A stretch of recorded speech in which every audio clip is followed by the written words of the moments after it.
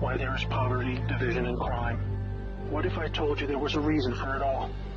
What if I told you it was done on purpose? What if I told you that those who were corrupting the world, poisoning our food, and igniting conflict were themselves about to be permanently eradicated from the earth? You might think that an idealistic fantasy.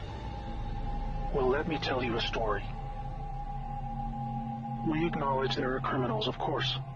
They rob your house, they steal your phone. They can murder you too if they think they can get away with it. We have all experienced criminals in one way or another. Criminals, as we know, are those who choose personal gain over the rights of others and have no regard for the law. But here is where you need to expand your thinking. Criminals can also succeed in business and politics, and can be elected as our leaders.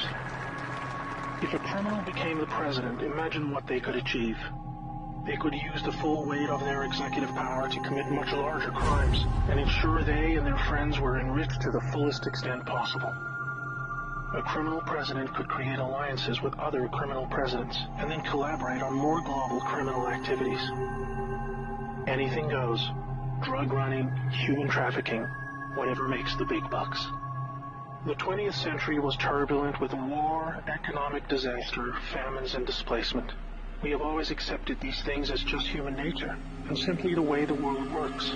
Something inevitable, and due to the weaknesses of human nature that drive us to these actions. This is where we were all tragically wrong. You are not a criminal. I'm not a criminal. So how can we just assume that it is human nature that is driving all this pain and misery? What if it wasn't human nature at all, and as a result of something more deliberate?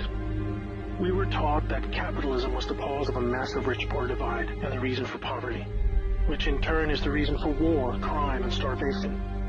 Others were taught that communism, a system of equal wealth across all people, was really to blame for the mess. But you see, folks, it is none of these things. It is not our nature to fight and be racist. It is not in our nature to rob from others. What you must learn is that it was the criminals all along. Yes, they got power. More power than a criminal should ever have. They rose to the top of media companies that control our news and entertainment. They ascended to the top of the banking system, also to the Oval Office, to Brussels, to the Vatican, to the Crown. They crept in quietly. They became leaders of agricultural companies who had control over our food supply. Also big pharmaceutical companies, the ones we trust to help us when we're sick. Nobody stopped them, and they just recruited more criminals to help them. First, they accumulated the world's wealth. They invented a system of money called central banking, which lends money to governments with interest, placing countries into eternal debt. People's wealth got less. Their wealth got more. Much more. When a criminal is already as rich as they can get, then protecting their ill-gotten gains becomes the priority. Angry citizens tired of being poor are a major obstacle and can revolt if they suffer enough. The criminals needed to prevent this. So they diverted attention to the last remaining competitor, the people of the world. You and me. We were not happy being ruled by criminals and having to work 3 jobs just to survive. They know we won't accept it. So they use their control of the media to set black against white, woman against man, young against old, Muslim against Christian. They convinced us we were the problem so that we would fight and destroy ourselves. To get it done faster, they attacked all aspects of humanity that make us strong. Like family. Using their influence over culture, they popularized lifestyle choices that led to a surge in broken homes, lost youth, and substance abuse. I could talk all day about how else they deliberately weakened us, and it would turn your stomach. We were just trying to get on with living. So where are all the good guys? Good people just want to get married, have kids, make a living, and enjoy their liberty. Well, there were good guys. Many. One became the President of the United States in January 1961. He knew about these criminals and wanted them gone. He knew their intentions for us all, and he wanted to fight them. Sadly, he had no idea how powerful they had become. Reagan also had good intentions for the American people.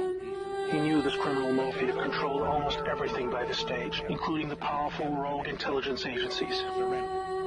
His economic policies were promising, but the criminals needed a weak America to hold on to their power. Reagan was shown with a bullet that his economy and prosperous citizens were not what the criminals wanted.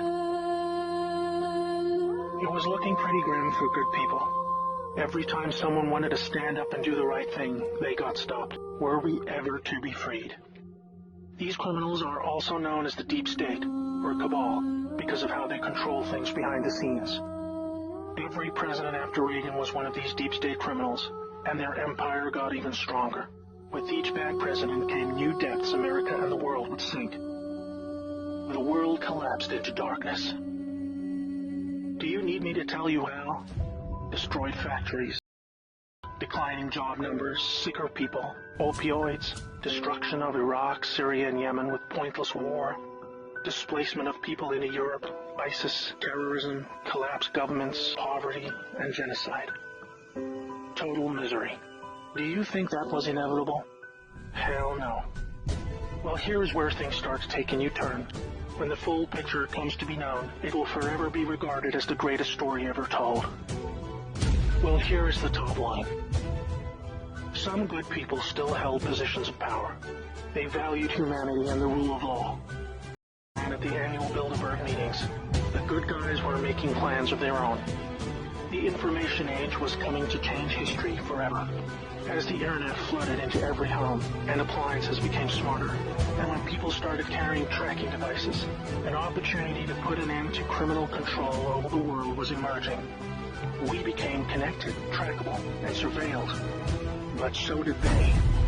They became dependent, just like we did, on email, SMS, instant communication. It made crime much easier, but it also put them on a grid that, if accessed by the right people, would expose their crimes to the public and end their iron grip on us once and for all. In this new age of information, it was thought that the military should also have its own intelligence agency to focus on cybercrime and espionage. They called this the NSA, the National Security Agency. Here we had every phone call, email, and text from every device stored and archived. Whether it be someone making a doctor's appointment or the Deep State setting up a massive heroin purchase from the Taliban. In the right hands, it will be enough information to expose the entire sinister criminal plot to rob us blind and wipe us out. Hold that thought. Now I need to explain the plan. The good guys were devising a plan to reclaim the world from the cabal and return it to the people. It would involve alliances with multiple countries, since the criminals had global rat lines, trade, and other infrastructure in place that would need their cooperation. It came down to two choices for America. Launch a military coup to seize the government from whichever cabal puppet was in the White House at the time. Or win legitimately, take control of the NSA, expose the criminals for what they are, and arrest them all. Obviously, the first option would be very troubling for the public. With people still preoccupied with cabal-engineered social issues, they would likely revolt and hurt themselves and others. No, it would have to be the latter. So they needed a candidate who could win, and who could win big. Many states like California had been so heavily inundated by criminals that even the voting machines were electronically set up to swing votes any which way. It would need to be a very decisive victory. Good patriots in the U.S. military and their global partners asked Trump to run for president so they could take back control of America legitimately without alarming the public.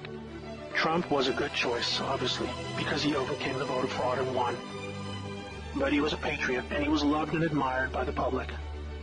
He was not interested in joining the cabal, because they hated America, and he did not agree with them on that point. As soon as he showed interest in taking power, they activated their media assets to viciously turn on him. That's when we saw the sudden hatred emerge. Even when he won, the cabal still had no idea what he was a part of, and the sophisticated plan that was about to unfold against them. Shocked at their loss, they mobilized their full arsenal of intelligence, media, money, and technology to try and take back power. Their people at the top of the DOJ and FBI then put together a plan to frame Trump and have him impeached. This is where we come back to the NSA again. All messages were stored and could be used to expose this plot and prevent Trump's overthrow. An entire book will be written about the first 2 years of Trump's presidency. False flag terror attacks, downed planes, missile alerts, assassination attempts. Here is the point. The world is currently experiencing a dramatic covert war of biblical proportions.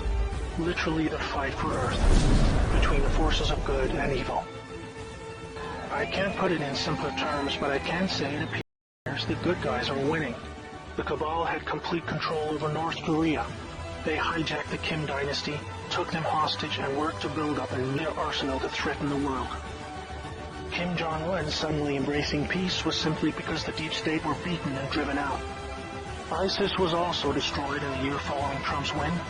All starting to see the pattern now, that enough time has passed, that our biggest global concerns are starting to recede, and peace is returning. It is all evidence that the good guys are winning the war. But we're still in the middle. While a lot is improving, it still puzzles many that most of these known criminals are still free, especially the higher-ups like Hillary Clinton, the Bushes, and Obama. That is coming in the next chapter of the story. More important and necessary phase, keeping the public informed when the deep state war breaks out onto the surface. By this, I mean high-profile arrests. Yes, folks, the criminals I'm referring to are famous politicians, actors, singers, CEOs, and celebrities. People who have earned our trust, respect, and admiration. They have done very bad things that are all fully known and documented, and they will be severely punished. We are among the first to realize that our petty partisan divisions are just trivial distractions, and we are all enslaved by a hidden enemy. We realize that the problem was never capitalism or socialism, Democrat or Republican, black or white, Muslim or Christian. We know it was just very powerful criminals who had too much power. Fellow slaves, it's time to buckle your seatbelt, recognize your true enemy, and embrace a new future that we all owe to the brave patriots who risked their lives to achieve this victory against the greatest force of evil the world has ever known.